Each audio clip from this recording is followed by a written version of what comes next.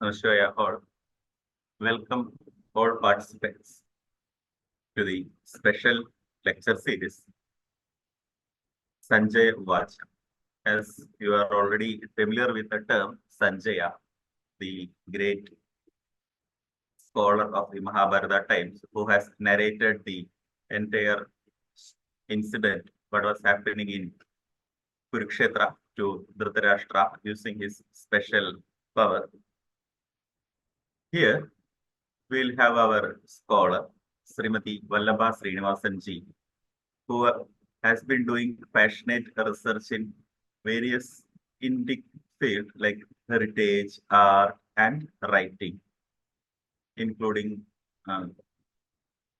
stage performance scripts for the Bharatiyar, one on Bharatiyar, and one on the water management systems of Chennai, etc.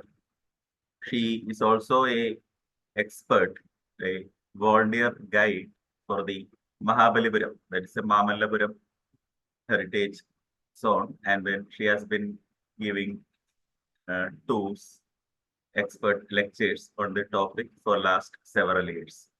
So, in the beginning itself, let me express my special thanks to Sri Goboji, who is also a part of this team, this Mahabalipuram study group, who connected me with Srimati Vallabha Srinivasan. Now, coming to the topic of the lecture, today is a very auspicious day, Ramanavami. Every year we have been celebrating Ramanavami, but this Ramanavami of 2024 has a special significance, as we all know. The Ram Lalla is back to his original abode in Ayodhya Puri. So, with that special happiness, we also know that there are variety of Ramayanas. Adhyatma Ramayana, Valmiki Ramayana, several. Some place which is very close to our campus in Amritapuri, Amrita University's Amritapuri campus located in the Kollam district.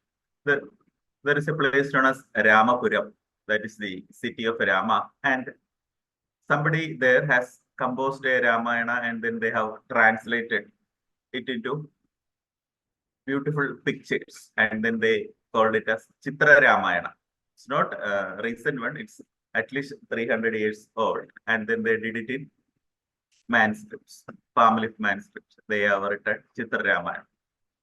So there are varieties of Ramayanas which narrates the story of Sri Rama and Sita Devi. Here we will be listening and watching to a very special story of Rama through the sculptures of Chola period. So over to you, Vallabha ma'am. You can take over. Please share the joyful story of Sri Rama and Sita Devi with us. We all are eagerly waiting. Thank you. Over to you. We'll have a small question answer session also at the end. So if there is some questions for the audience, please wait. You can post it in the chat box, but we will address it. Ma'am will address it at the end of this. Over to you. Sri Rama Rama Rameti Rame Rame Manorame Sahasranama Tattulyam Rama Nama Varanane. Jai Sri Ram. First of all, I would like to thank Amrita, profusely thank Amrita University and Gopuji for giving me this opportunity to talk on Ramayana panels on this auspicious day of Ramanavami. I am just overwhelmed. Because of this talk, I was immersed in the Ramayana for the past 1 month or so. So I had the opportunity to go through various versions of Ramayana. And you open any book and start reading from any page, it always fascinates me. Such a great work Ramayana is that I am blessed to, because of you all, I have the opportunity to talk on that today. Thank you so much for assembling here.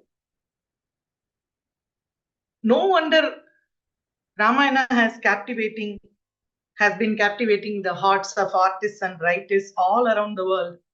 and encourage them to keep bringing new forms of it, because it is always a great epic and never fails to fascinate the reader. Let me share my screen, start the presentation. Ramayana, the path of Ayana means path. We have Uttarayana, Dakshinayana. Similarly, Ramayana is the path of Sri Rama. Ramayana is dated very between 12th century and 7th century BCE, though the legend of Rama is much older than that. We in India believe that Rama lived in the Treta Yuga. This Itihasa has about 24,000 verses in Sanskrit and is one of the greatest epics of the world. We call it as Itihasa, which means what happened. That means it is history for us. Also, what happened is, so it is somewhat like a history for us. Also, so many places are mapped with Ramayana, giving evidence and hint that this might have happened in this country, like the Ram Setu bridge near Rameshwaram, and many other such places give evidence to that Rama lived in this country. Science Channel from America has released a documentary on this, explaining the possibilities of a bridge under the sea connecting India and Sri Lanka. Like that, we have a lot of evidences for Ramayana. And this epic poem has about 24,000 verses in Anushtuk Chandas. And there are so many versions of Ramayana, each with its own beauty. We will just briefly go through the titles now. It is one of our Itihasas, the other being Mahabharata, which is of a slightly later period. Just a comparison with the world epics, small comparison. Iliad, the Greek poem, was written by Homer, that consists of 12,000 lines, and Odyssey, again written by Homer, has about 15,000 lines in dactylic hexameter, written in the 8th or 7th century BC. Achilles is the hero of Iliad and Odyssey. For comparison, Ramayana has got 24,000 slokas or verses.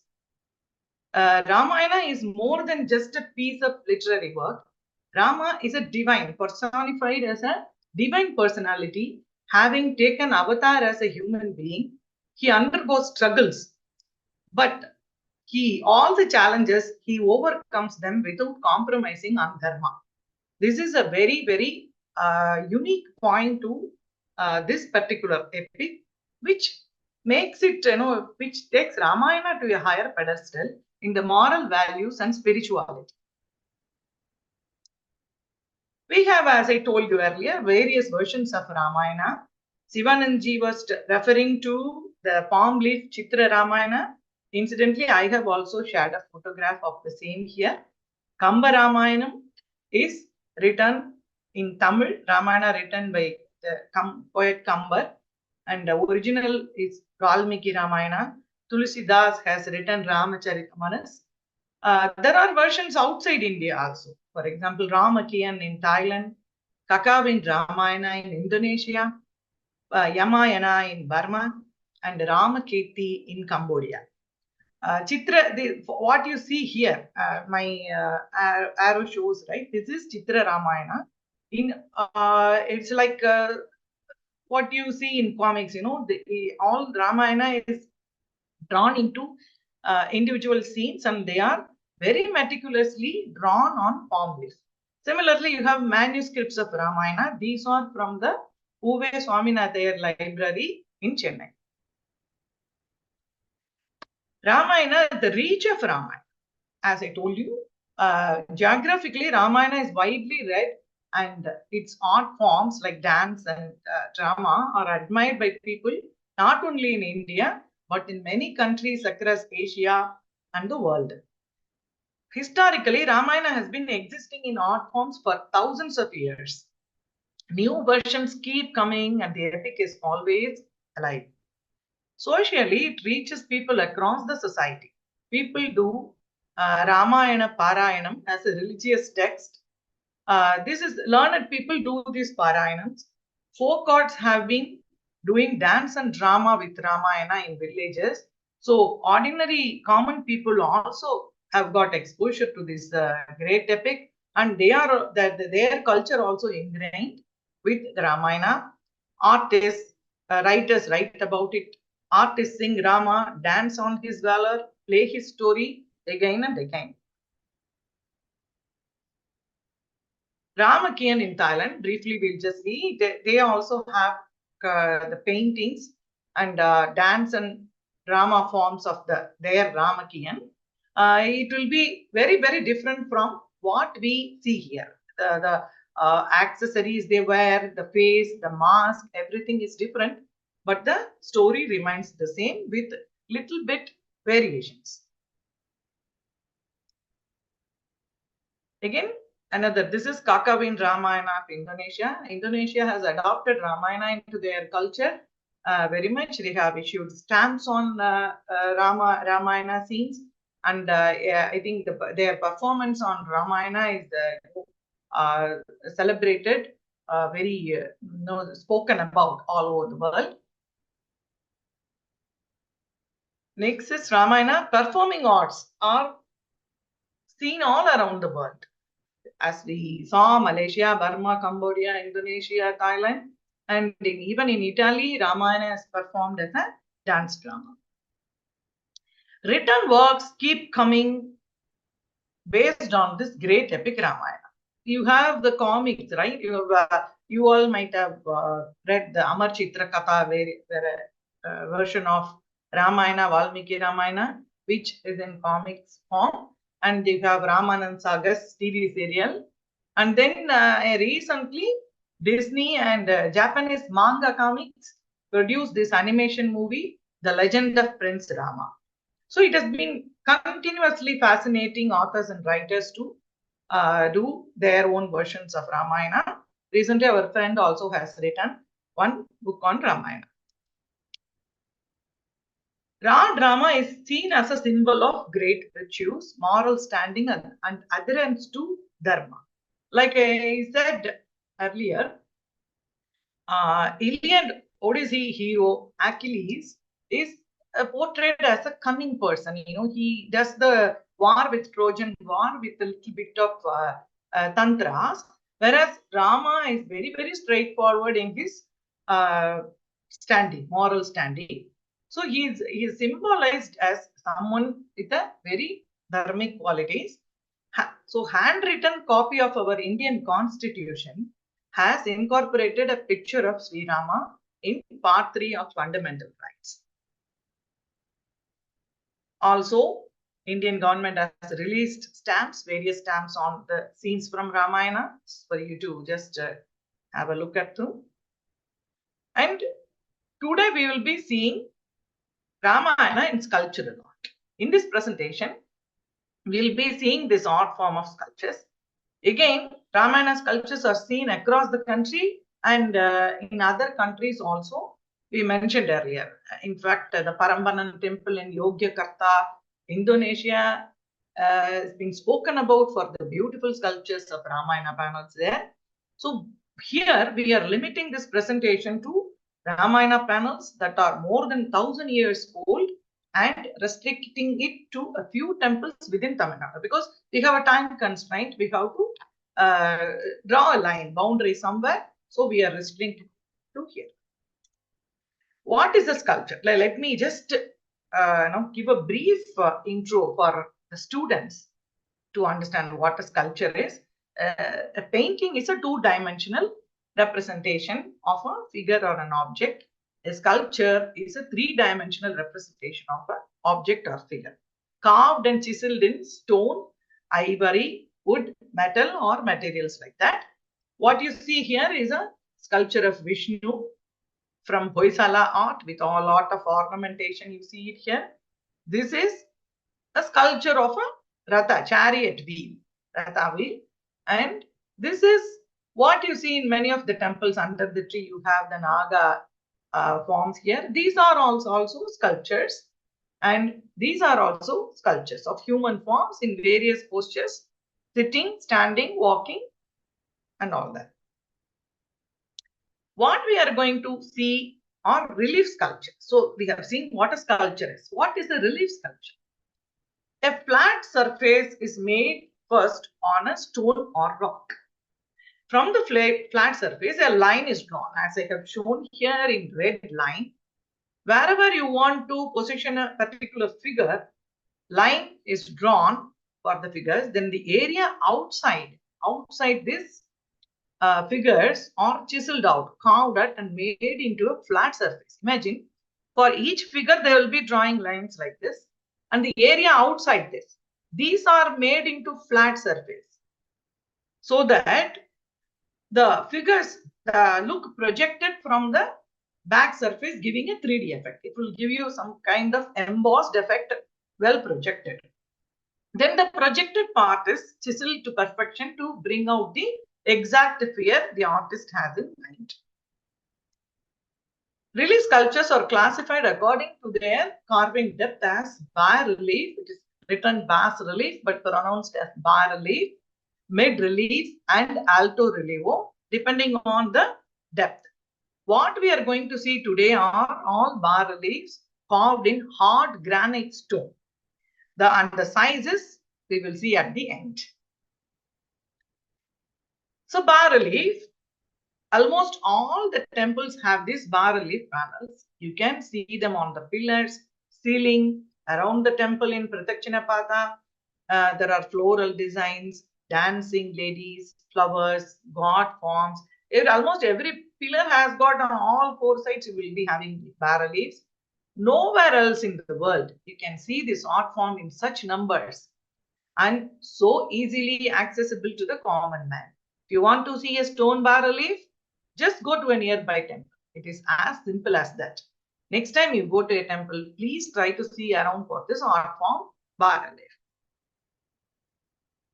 Storytelling. Before we get into plunge into the Ramayana panels of the temples, let me just give a brief note on how a storytelling happens.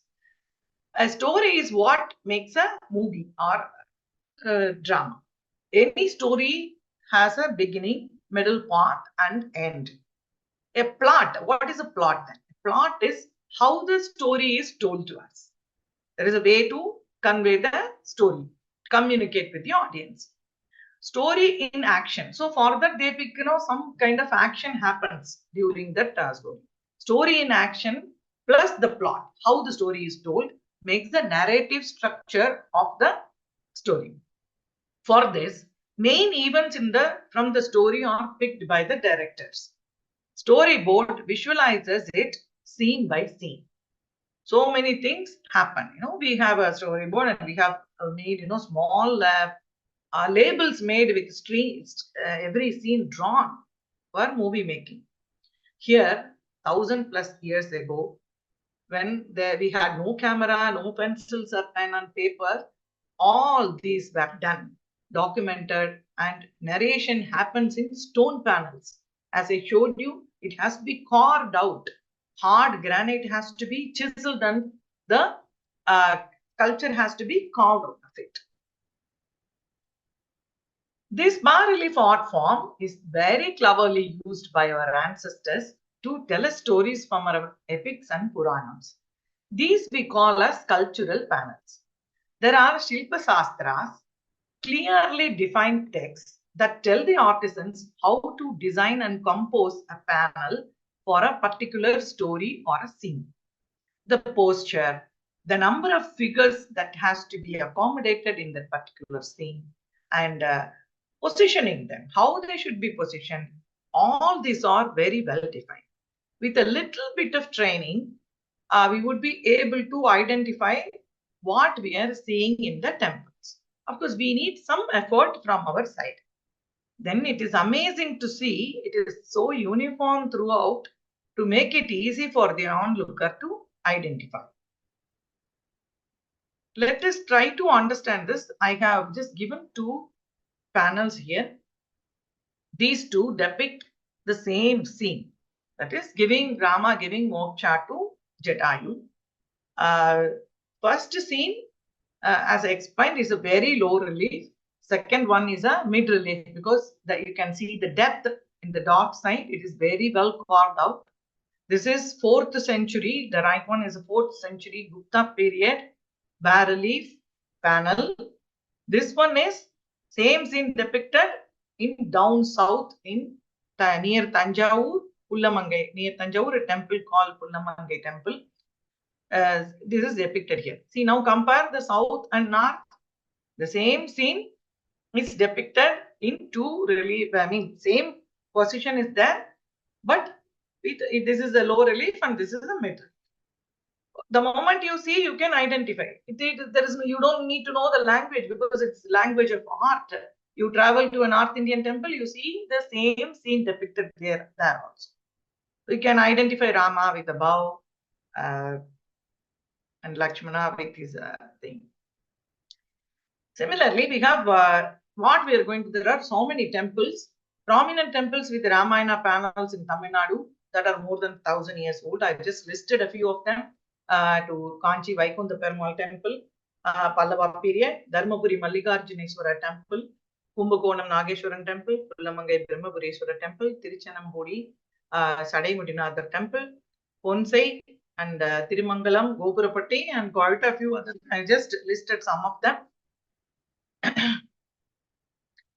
Ramayana panels in Tamil Nadu are quietly in stone. We will see how the Ramayana captured the imagination of sculptors in medieval period, and they have made poetry in stone in the Tamil land. Only the temples before 11th century are taken for this presentation. Vijayanagara and Nayaka period works are plenty, but they are not included in this presentation. We use sculptures from Pullamangai, Nageshwaran temple, Ponsai and Dharmapuri temples for this presentation. Let us start the story with the famous one-line Ramayana called Ekashloki Ramayana. Adau Rama Tapovanati Gamanam Hatva Mrigam Kanchanam Vaidehi Haranam Jatayu Maranam Sugriva Sambhashanam Bali Nigrahanam Samudra Taranam Lankapuri Dahanam Paschatravana Kumbhakarna Hananam Edatti Ramayanam. This is said to be a very small form of Ramayana that anyone can chant, so that you get the punyam of reading the whole Ramayana. We are blessed to go through, read this sloka on this day of Ramanavami. Even in this, the clear scenes are clearly depicted. How the story goes, the flow of the story is seen even in this sloka. Now we will go to the Ramayana panels. We will see how these are depicted. We are going to see the Ramayana story in sequence, picked for you from 4 different temples that are 1,000 years old. This is the first panel. So Ravana has been torturing, causing lot of trouble to the rishis, and the Devas and rishis, Brahma, go to Vishnu and request him to take an avatar to control Ravana. Vishnu is lying on the Adisesha on Parkadal. You are seeing that scene here. So Vishnu and Garuda in contemplation, to take the avatar. They are receiving Brahma and the Devas, and they are Vishnu is shown to talk to Garuda on this. Then we come to the earth, right from the Vaikuntham, we come to the earth. Dasaratha was a king who has 3 wives, Kausalya, Kaikeyi and Sumitra, but he doesn't have any offspring. So he performs a yagam.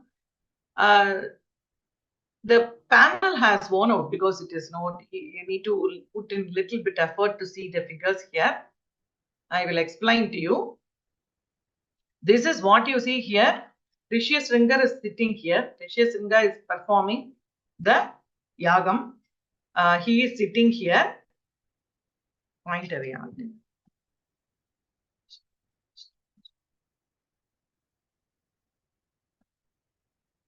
This is Rishyasringa. Rishyasringa is has a goat head on a human body. He is shown here. You can see Rishi Singer sitting and performing.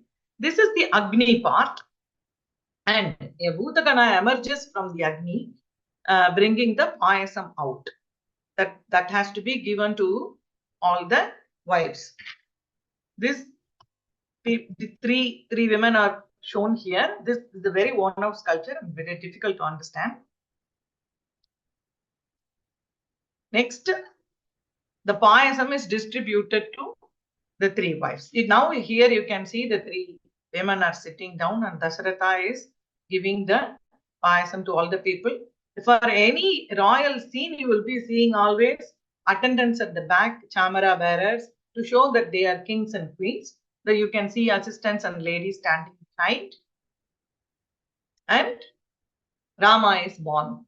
The payasam is taken by all the three queens, and Kaushalya gives birth to baby Rama, and Sumitra with Lakshmana and Shatrugna, Kaikeyi gives birth to Bharata. All these are depicted in the sculpture here in Mallikarjuna Swami temple. See how beautiful this baby Rama and Kaushalya. You can keep admiring this sculpture. Even in the small space, they have accommodated and they have sculpted a bed and a nice pillow with all knots and everything. And Kausalya is feeding baby Rama. And look at you can even see the Vatsalyam on the face of Kausalya looking at Rama.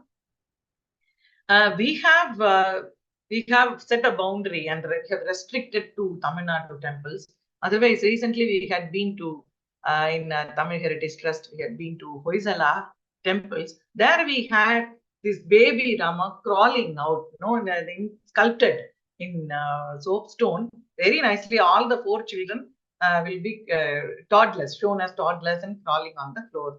Very nice. You can, if you get a chance, please visit the temples and look for those beautiful sculptures. Again, the size of it I will show you at the end. Then Namakaranam happens for all the 4 kids. The wives are shown here. Dasharatha is sitting, discussing about the names, and they are named as Rama, Lakshmana, Bharata, Shatrugna. This is also a owner panel. I want to thank one author, scholar, Charlotte Smith, a French scholar who has traveled all the way to the Tanjavur temple here, studied Ramayana, did research, and has documented these sculptures. Otherwise, it would be very difficult for us to identify what is depicted here. It is his work. Because of that, we are able to. He has numbered all the panels in this temple so meticulously. He has studied every small panel and tried to identify each figure. We should be doing such research in India hereafter. This is Vasishta teaching Dhanur Vidya for Rama. How nicely, again depicted. Vasishta is standing behind, and how a bow and arrow is taught to a child. It's very nicely depicted here. Now we play bow and arrow in, you people will be playing in video games. Those days it has to be taught in person. So Vishwamitra is teaching here. Vasishta is teaching. Then comes Vishwamitra. He has come again. He comes and meets Dasharatha. He tells about, I want to perform a yajna, and I want Ram and Lakshman to come and guard the yajna, so that a lot of Rakshasas are coming and troubling, not allowing us to perform the rituals properly. So he requests Dasharatha to send Rama and Lakshmana, and they go on the expedition. Then Tataka comes. Tataka, this is the scene shown here. Look at this. Is a very artistic depiction of the fight between Tataka and Rama. Tataka is shown on this side, on the left side of the panel. But look at Rama, he is twisting himself and turning back to see Tataka. Tataka is someone who can disappear in one place and appear in a different place. Suddenly she will go from here to there. Then you see the Lakshmana is looking at us. He is facing us. The one next sitting, standing next to Rama is Lakshmana. He is facing us. But Rama's back is shown actually. But his head is twisted. You know, in a moment, in a movement, he is turning his head and seeing. Because Tataka is flying from here there. So, and he attacks her and she falls down. All these are depicted in this scene. He just twists, sends the arrow and she falls down here. Tatakavadam is shown like this.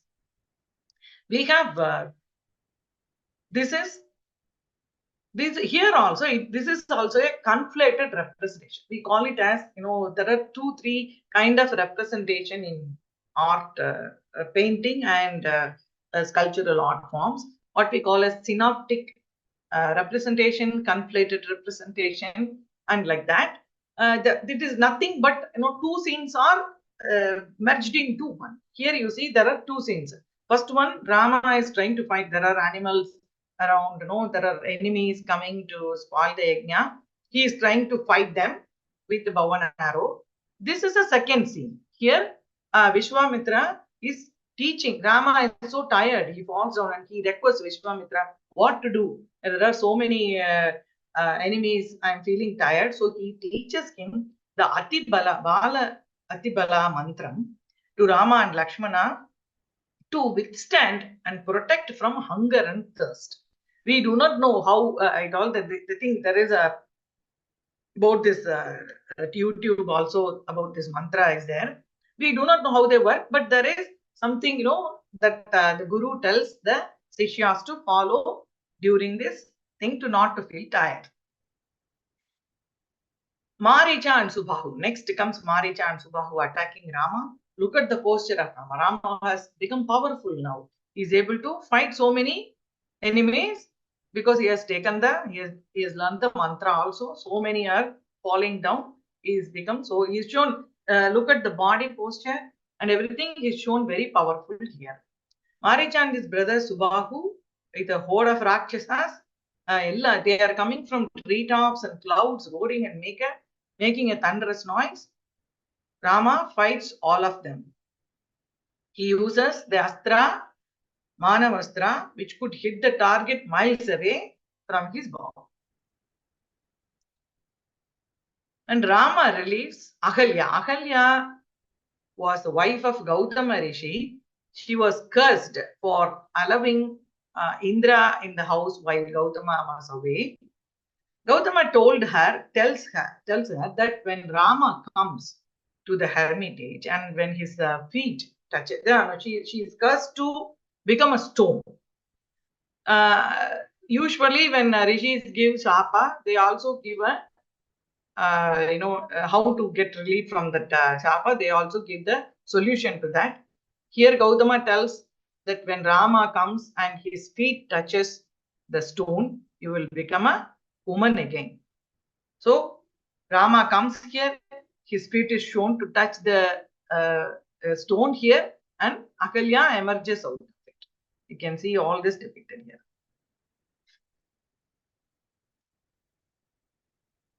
Then Janaka meets Vishwamitra. Vishwamitra goes to Mithila and meets Janaka.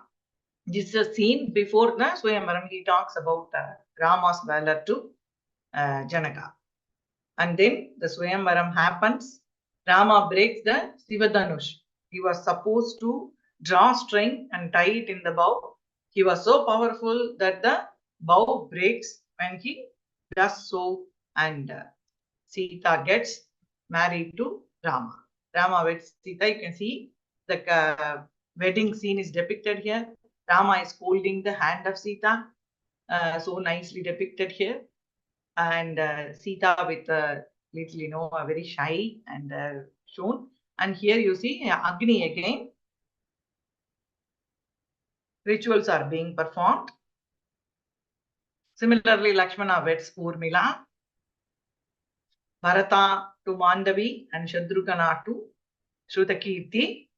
All the 4 weddings are depicted here. Then comes Parashurama. Rama seizes the bow from Parashurama and strings it, an act that causes the lad to become bereft of his divine power.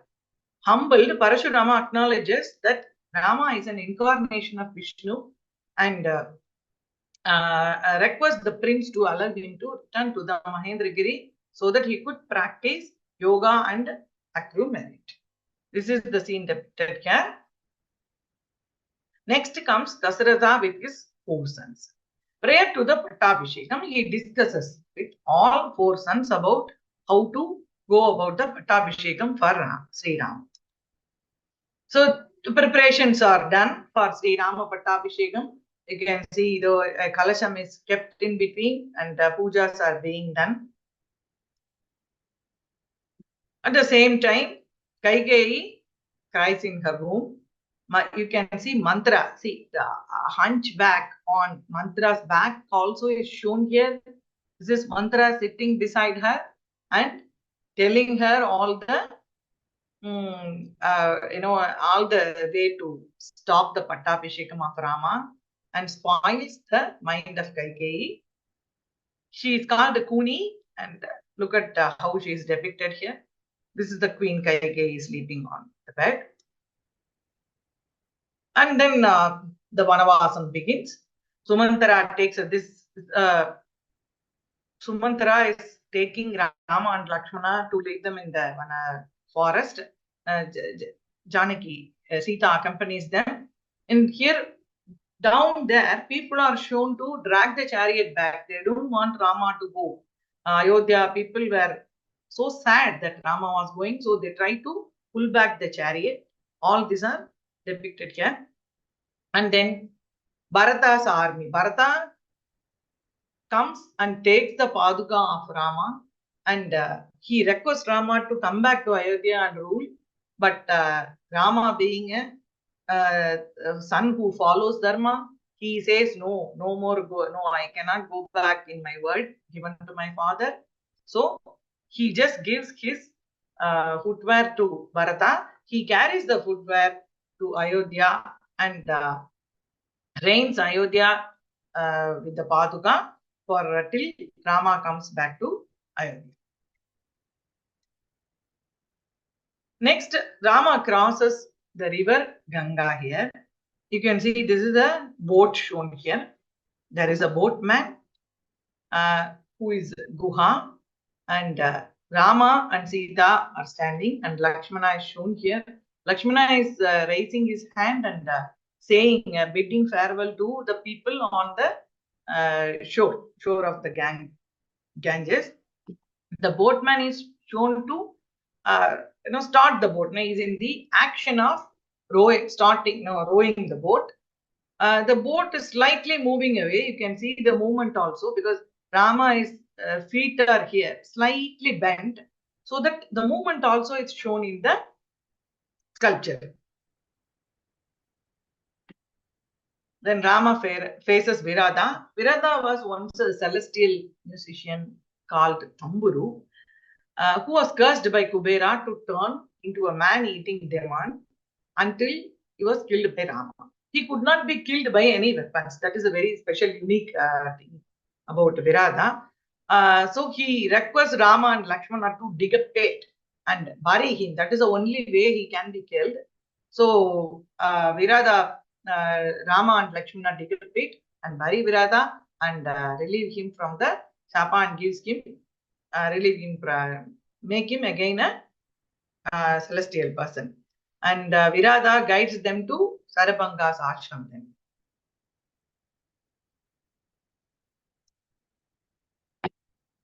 This is next comes Shurpanaka.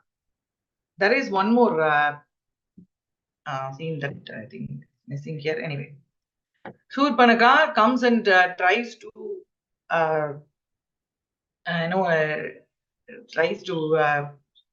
seduce Rama and Lakshmana. In the process, Lakshmana gets very angry and he cuts the nose of Shurpanaka. This is a sculpture. See, the anger and the action is depicted in the sculpture very well. Lakshmana almost,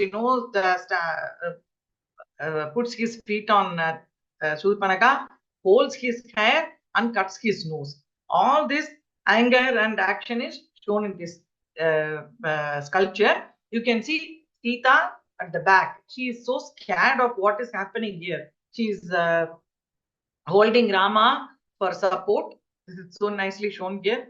Next, Surpanaka complains to Karan and Trisaras about what happened. She comes in with her hands raised. She comes and complains to Karan and Trisaras that Rama, Lakshmana cut off her nose. She is in a lamenting posture, and these two are asking, shown to show their hands like this. What happened? They are asking her what happened, and she is explaining about that. This is another depiction of the same scene. And then Rama fights Karan's army. Karan comes and fights Rama to support Shurpanaka. The Aranyakandam, this is a very famous battle in Aranyakandam depicting a battle with 14,000 Rakshasas with Rama. Rama kills Karan with the arrow given by sage Agastya here. Then Shurpanaka goes and cries to Ravana. I just requested Karan, and Rama defeated Karan also, and my nose is also cut. So what do we do now? Ravana is shown here with some 3-4 heads here. His other heads are hidden back, and he is holding. Always Ravana is shown with this Chandrahasa, the sword he got from Shiva. Is shown like that. So wherever you see a person holding this sword, you can understand it is the picture of Ravana. Surpanaka complains to him, and then Ravana takes this thing. 1 second. Ravana, Surpanaka, and Maricha all discuss about how to defeat Rama. So Maricha says he will take the form of a golden deer and go in front of Sita to attract her. That was the planning done here. Then Maricha comes here. In this scene also, you can see here Maricha comes. He is shown. This is all deer. This is a deer. It's flying, and then Rama sends an arrow. It is shown, upside down to denote the falling, and then he falls down as a human being. And you all know that while falling down, he calls Lakshmana to confuse Sita about the fight. Sita thinks that Rama got defeated by Maricha. The golden deer gets killed, and Maricha transforms into a human thing. This is a synoptic representation sculpture. In this, all the running of the deer, the falling down, and the deer turning into a human being, all are shown in one particular panel itself, with only one Rama depicted in the middle. Next, Rama kills Maricha. Another representation of this. And this is a Maricha Vadam from Nageshwaran temple, Kumbakonam. Oh, this is numbered. 1 second. Jatayu fights Ravana. The abduction scene. Okay. This is Jatayu fights valiantly to destroy Ravana. Ravana uses his sword Chandrahasam to defeat Jatayu. The fight is shown in all the temples. This is because this is a very significant scene in the Ramayana.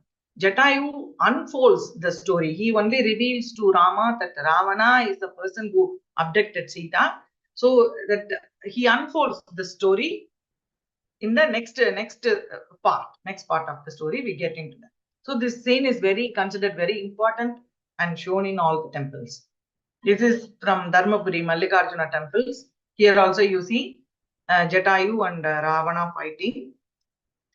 And this is the scene now, the abduction scene. Maybe it should have been placed before the previous slide, but this is the first scene. Ravana is seen in the Pushpaka Vimana. Sita is in, she is very upset about the thing. Ravana has abducted her, and Jatayu is fighting Ravana. This is another depiction of the same thing. Sita is shown in Pushpaka Vimana with so much of sorrow. She is sitting with her palm in her cheeks. And then Jatayu meets Rama and Lakshmana and tells them that it is Ravana who abducted Sita, and Rama, Lakshmana. Jatayu dies in the process. He waits till Rama and Lakshmana. He keeps his life only to tell the truth to Rama and Lakshmana, and then he dies. So Rama gives him moksham and then performs the final rites for Jatayu. This is shown here. We saw the same panel when we compared two bas-reliefs from different parts of India. This is Kabandhan. Kabandhan is another Rakshasa who has one eye and who has a mouth in his stomach. This is very well depicted here, and Rama is shown to kill Kabandha here. Next, he befriends Sugriva and kills Vali. Vali is, Rama hides behind the 7 trees and shoots an arrow to kill Vali. Here, Vali and Sugriva are shown to be fighting, and Rama is shown here to shooting the arrow. This is also Vali Sugriva fighting. You can see in many temples. And then this is the deathbed of Vali. Vali is shown here lying on the bed. This posture also will be the same in all the panels. The moment you see this the bent thing posture, you can understand this is Vali Vadam. And the movement, the monkeys' postures here are all well defined. Even Kamban has written a poetry showing every thing here depicted here into poetic verses. The sculpture and the poetry matches so well. Everything matches well. She will be sitting with her knee bent, and she'll be holding her 2 hands above her head and cry, and she will lie down on the floor and cry. All these are depicted. This is Tara, and some other monkeys are also in distress because of the death of Vali. This is a dynamic sculpture again. Some more of Vali Vada depicted in Bonsai temple and Nageshwaran temple. And then after Vali Vadam, Sugrivan Pattabhishekam happens. Then comes Hanuman. Hanuman, in between some story happens. Sugriva forgets about the promise he makes to Rama, and then Lakshmana goes and talks to Sugriva and asks him to come back. And Hanuman is sent as a messenger to Sita. See, here you see Hanuman receiving the ring from Rama, and then he crosses the ocean. Ocean is shown here as to show water. They have just sculpted it like this. Again, it's a very hard granite stone, and they have done their best to show our ocean maybe. So Anjaneya will be crossing this Hanuman. Then he goes to Sri Lanka. Here, Ravana is lying he enters the bedroom of Ravana. Ravana is shown here too. He's lying with Mandodari. He first suspects this could be Sita. Then he clears his mind. No, this cannot be Sita. My Sita Devi won't be lying like this. And he understands that to be Ravana's wife. Then Hanuman enters. It's another depiction of the same scene in another temple. And then Hanuman goes to Ashokavanam, meets Sita. This is how nicely depicted Sita is sitting here under the tree. And Hanuman is so humble, shown so humble. He was so happy to see Sita Devi. Such a joy he receives on spotting Devi. This is Sundarakantam, talks about this scene very much.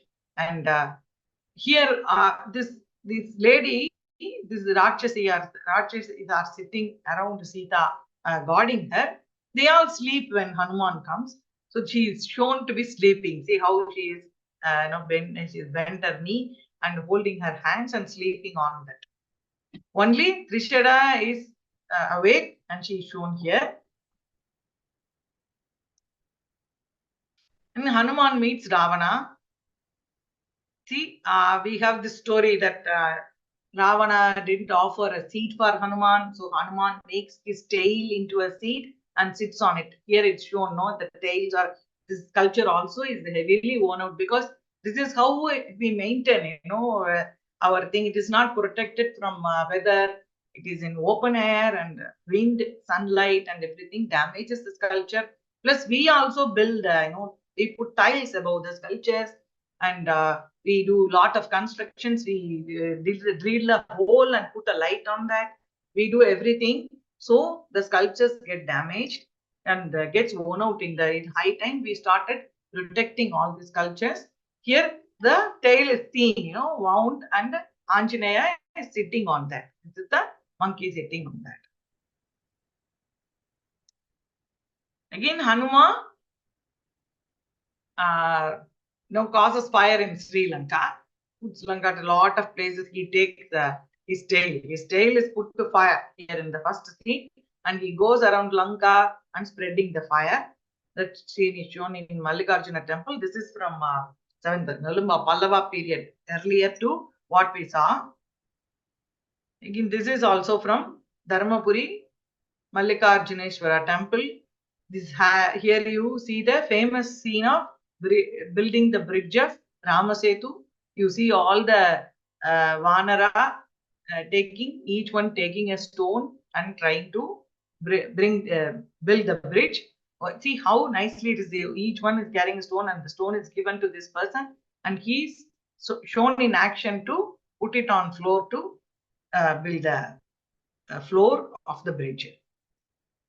And this is the Yuddha scene. Rama Lakshmana are shown.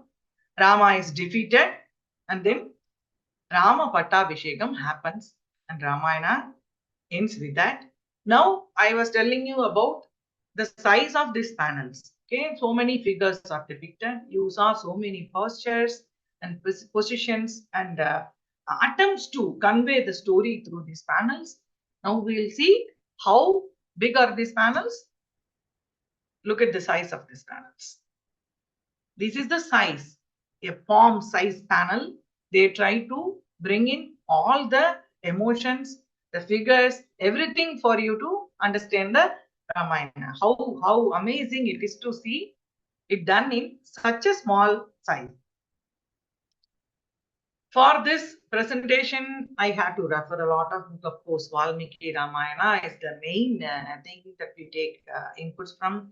Then I thank Tamil Heritage Trust for giving me all this insights to see and read, how to read about a sculpture and how to read about the wonderful heritage of our country. And our site seminar guidebook helped me a lot in this. And S.R. Balasubramanian Charlie Chola temples. And as I told earlier, Charlotte Smith's book and Dr. Gopal Sheshadri's PhD research thesis and Tamilagathil Ramayana written by K. Shankaranarayanan. He only gave a lot of insights about the Dharmapuri temple. And I thank artist Maniyam Selvan for the paintings I have used in my presentation. I thank Mr. V.K. Srinivasan for guiding me through this process and presentation. Before we end, this is how the panels I showed you, the palm-like panels. This is where you see the Ramayana panels in the temple. It is between in the Adhisthana part, the lower part, basement part of the temple. In the small line that goes, you see the panels here. This is how Charles Schmidt has numbered the panels around the temple. This is just to show how he has done the work.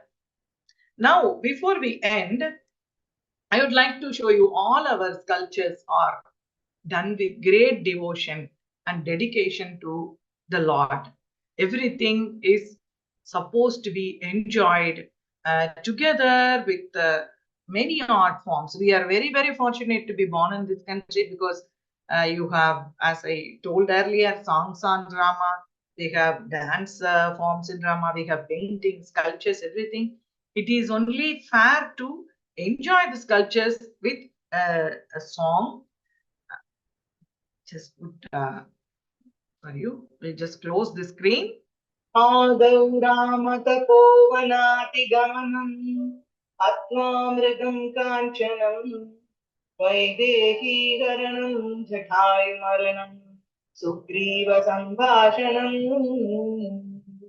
Bali Nigrahanam Samudradharanam Lankapuri Dahanam Paschatravana Kumbhakarnahanam Edat Ramayanam Shuddha Brahma Paraparana Kalatmaka Parameshwarara Shuddha Brahma Paraparana Kalatmaka Parameshwarara Sheshatalpa Sukhanidritara Brahmatyamara Kachitara Chanda Kirana Kulamandalaka Srimad-Dasharathana Kausalya Sukha Janara Vishwamitra Priyadanata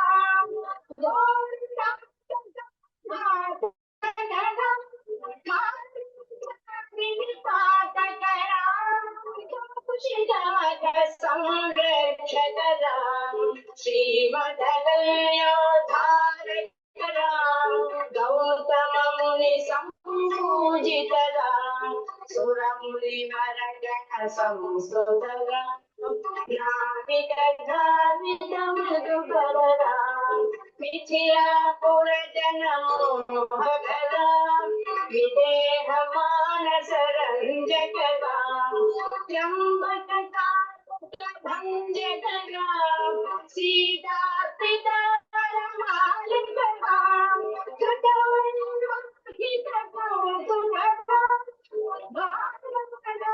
Vinashakara Srimadayodhya Palakara Rama Rama Jaya Rama Jaya Rama Rama Jaya Sita Rama Rama Jaya Rama Jaya Rama Rama Jaya Sita Rama. Thank you, Vallabhaji, for this amazing presentation. Already many comments thanking the style of lecture has been posted in the group. So, any questions? So, we can take a couple of questions. They're made after the time of Kambar, which means were they inspired by him? No, it actually dates before Kambar. Kambar, I think 12th century only Kambar Ramayana is written. These are from much earlier period, 8th and 9th century. So people believe there was one more version of Ramayana in Tamil. Maybe there was one more version of Ramayana. Okay, because there's one difference from Valmiki Ramayana that Sita is shown on the Vimanam, whereas in Valmiki Ramayana she's only told, he only carries her. But the Kambar says that he puts her in the, he takes her along with the hermitage. There are lot of such similarities. I think we should discuss it on that. Similarly, there are other things. I have also my own doubts. We have discussed a lot, but it definitely dates before Kambar. And the Uttara Ramayana and Balakandam and Uttarakandam confusion also comes when you see the panels, because some of the scenes from Uttarakandam are also seen here. Okay. It is a thing for research actually. Definitely, but before Kambar. Thank you. Okay, so I have a question. Is this the temples which you have mentioned are living temples in the sense under archaeology, or worship is going on? They are living temples. They are Pullamangai is under ASA control. State archaeology. But not very. The temple is usually kept closed, and the key is available with one lady who is living in that street. It is not frequently visited, but puja is happening. This temple is being opened every day, and the puja is done. It is on the way from Tanjavur to Trichy, Kumbakonam, Tanjavur Road. 50 kilometers from Tanjavur, I think. This Pullamangai temple. Ponsai is again another place in Kumbakonam. This Mallikarjuna, Mayavaram, Mallikarjuna temple is in Dharmapur.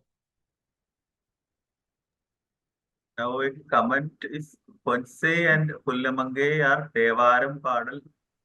Yes. Yeah. Jnana Sambandar has sung on Pullamangai. 10 it's a Padal Petrasthalam. 10 songs are written on that.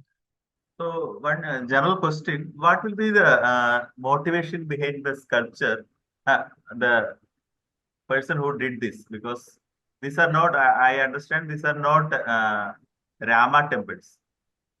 So Pullamangai or Ponsai are not Rama temples, but why he has narrated or took this Ramayana story? So what will be the reason from our side? As a story has been there for some time, and there was no difference. This is actually a Shiva temple, this one. There was no division between Saiva and Vaishnavism in 9th, 8th century. Definitely not there. It was all these things came at a later period. So there is no, when there is no Vaishnavism concept, the story is very nicely depicted on the walls of a Shiva temple. So I think nothing more than that. But it is an interesting fact that they have chosen it again. It is as you asked, what a great motivation for them to do it, sculpt them in hard rock stones and place them in this thing. God only knows again. Devotion to God. That's what we can say.